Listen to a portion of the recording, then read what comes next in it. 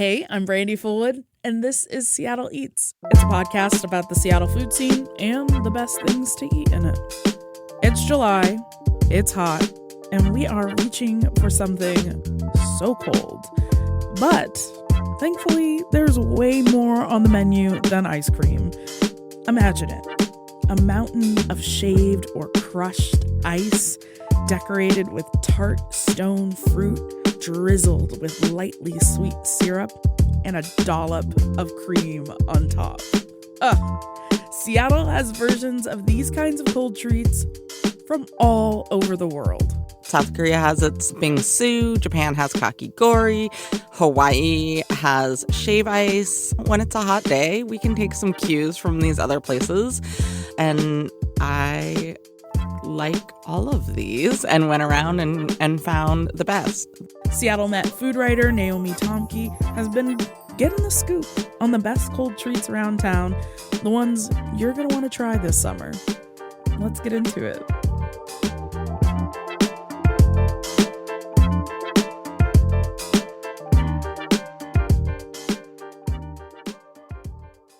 Hello, Naomi. Welcome back. Glad to be back. Glad to be here. Okay, so I'm very grateful for your cold treat research. I'm more of a slushy and water ice kind of gal.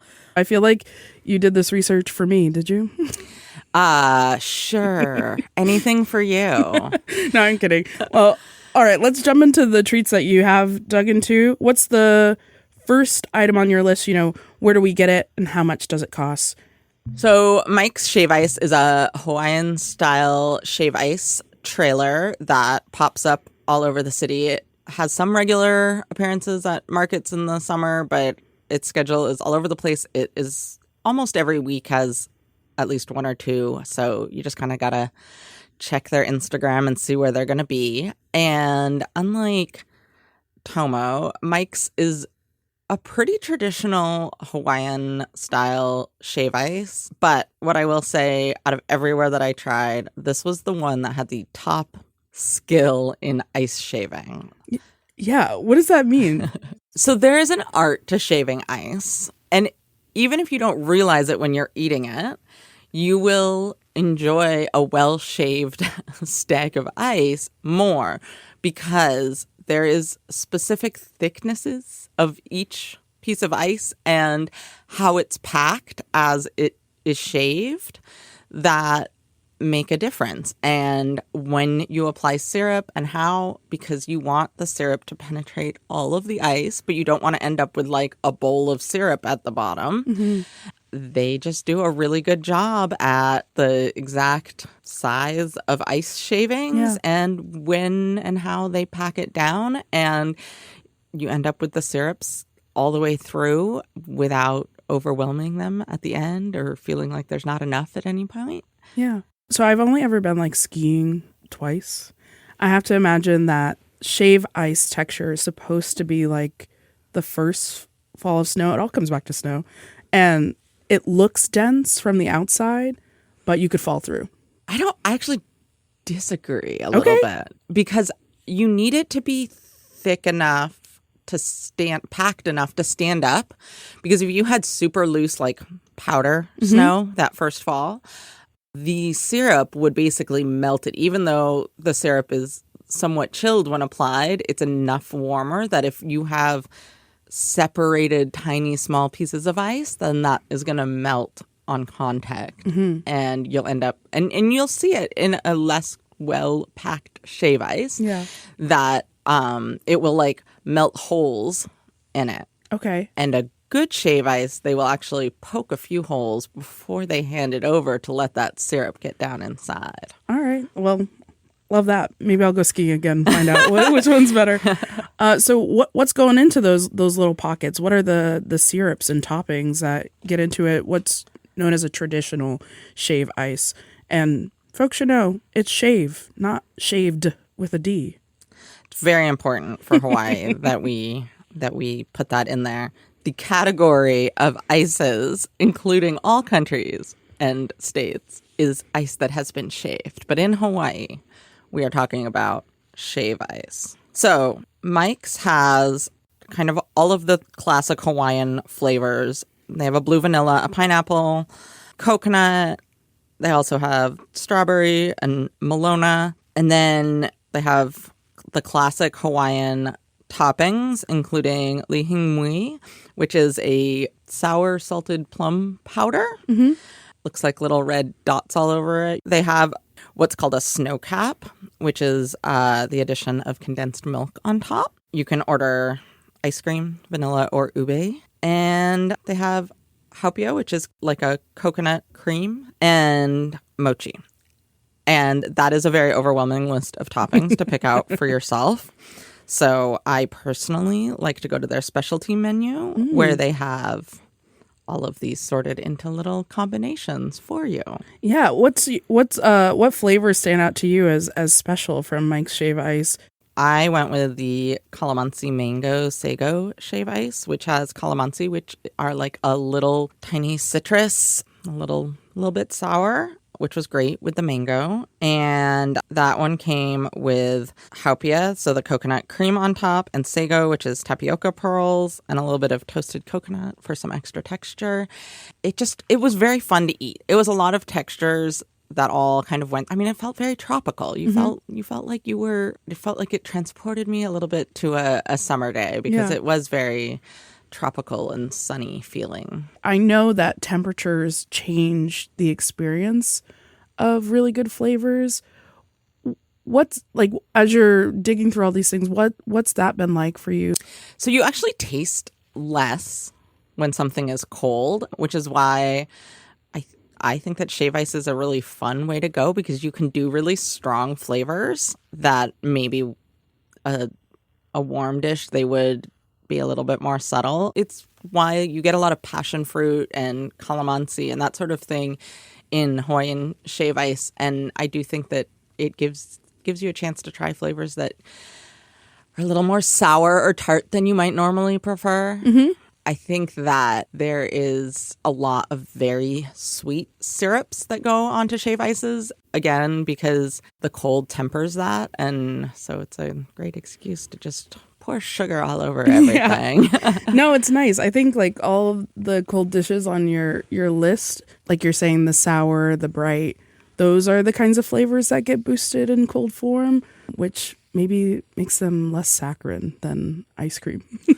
It would be unfortunate to temper a calamansi too much, and the creaminess of an ice cream would do that, whereas you really get that nice, pleasant sharpness in the shave ice category. Oh, I can't wait to have one of these. Well, what's the next spot on your list? Tomo in White Center has a kakigori, which is a Japanese version of shave ice, and it is $20. You probably can't eat it by yourself anyways, so you're sharing it. You cannot walk into that restaurant without seeing them pass by on the way to somebody's table and not be like, oh yeah, no, I'm going to need that later. Save room for dessert. Okay, I do really like Tomo's kakigori. I actually did just have it pretty recently.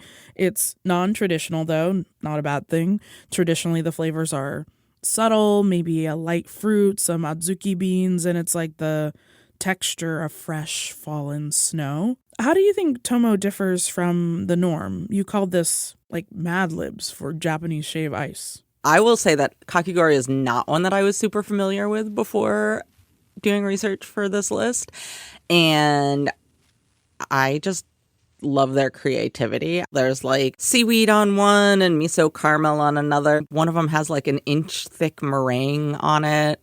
They'll have jam on it, and every combination just sounds absolutely wild, and they look incredible. Nothing on theirs is traditional, but Tomo's whole thing is like taking inspiration from Japanese food and getting really creative, and also from all over the place. Like they have cacio e pepe rice cakes. That's one of their top dishes. I think they really carry that into dessert, and I don't know, the Mad Libs works for me. Yeah. What's the first 3 spoonfuls like for you? As you are trying to eat it with a spoon, it's unlikely you're going to get every element at once, But that's sort of part of the fun of the Mad Libs style is that, you know, you might get a little bit of meringue and a little bit of ice, or a little bit of jam and a little bit of ice.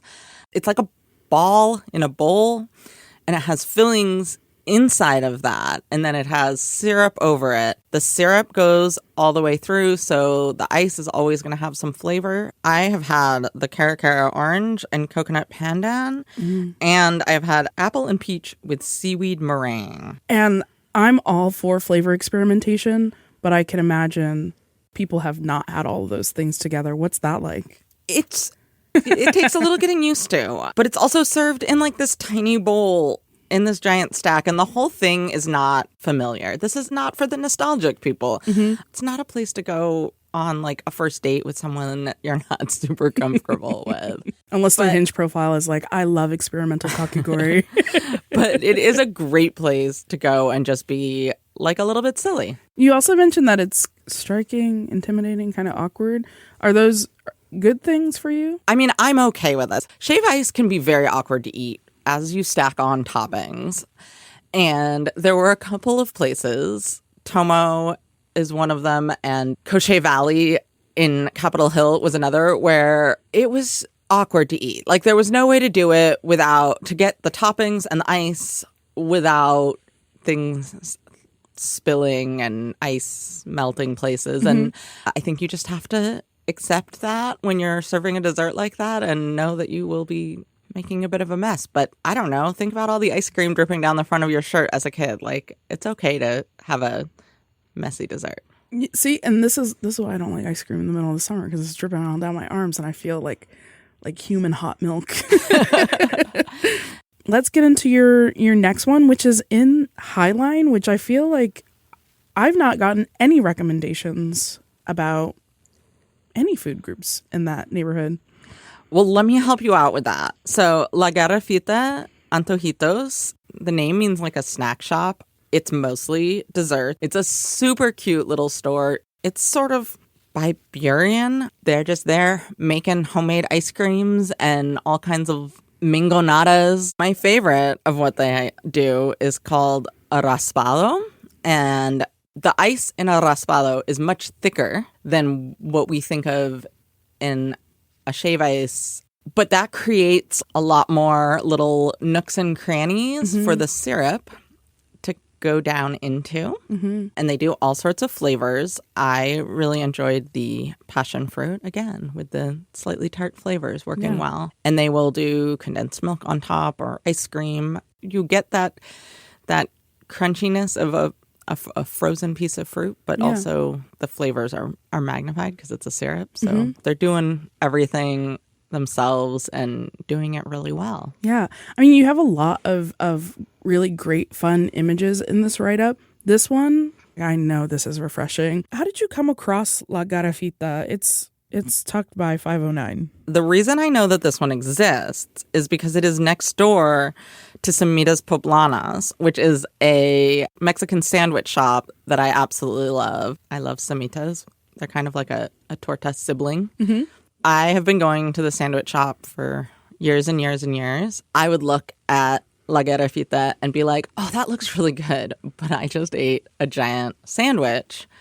And so I immediately put on my to-do list to get down there without eating a sandwich and go try their ice cream. Okay, well, last one. What else would you reach for to cool you down? I did a story last year about provincial Thai food becoming really hot in Seattle. And one of the places I featured was KUOW. They do boozy slushies.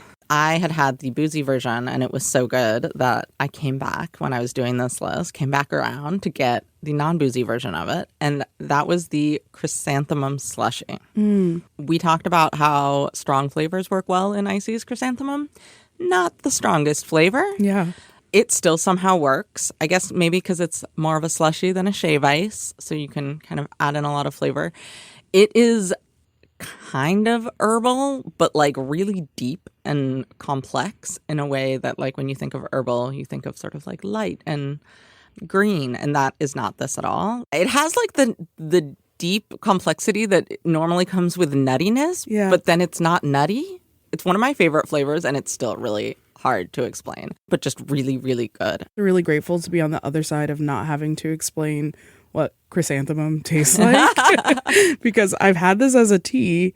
We just went to Thailand earlier in the year, which it's hot. It's very hot.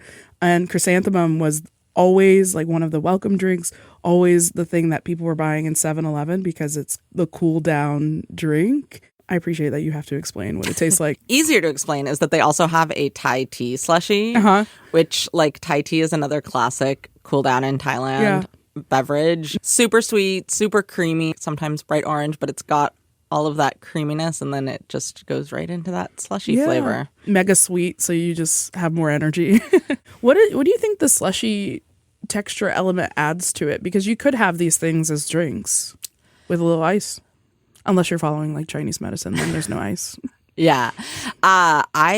When you drink it, it is like very, very cold without adding actual ice texture the way, say, the raspado does. Because it's sort of this very smooth iciness. It's like drinking a super, super cold drink that you also are eating. No, I guess. You don't have to chew it, so it's not like you're eating, but there's like a little bit of heft to it. It's not just going right down. Yeah. It's sticking around in your mouth for a little bit. Yeah, and unlike the other flavors you mentioned, I think you said passion fruit and other tropical fruits, this doesn't really have a zing in there, so it is just, it's resting.